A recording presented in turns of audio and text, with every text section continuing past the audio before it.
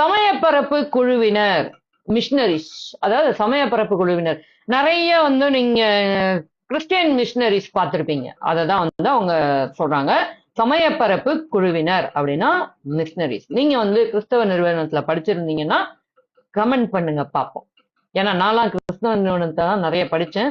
So அவங்க நம்மளை எந்த அளவுக்கு அடிமைப்படுத்தி இது பண்ணியிருந்தாலும் நமக்கு படிப்பு இந்த மாதிரி சில நல்ல விஷயங்களை அவங்க கொடுத்துருக்காங்க.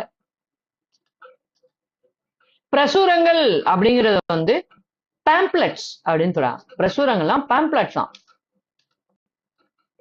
ஆவண காப்பகம், ஆவணத்தெல்லாம் வைக்கிற இடம் ஆர்கைவ் அப்படின்னு சொல்றாங்க. ஆவண காப்பகம்.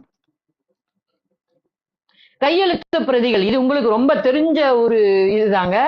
மேனஸ்கிரிப்ட், கையெழுத்து பிரதிகள் அப்படின்னா மேனஸ்கிரிப்ட், கையால எழுதக்கூடியது கையெழுத்து பிரதி.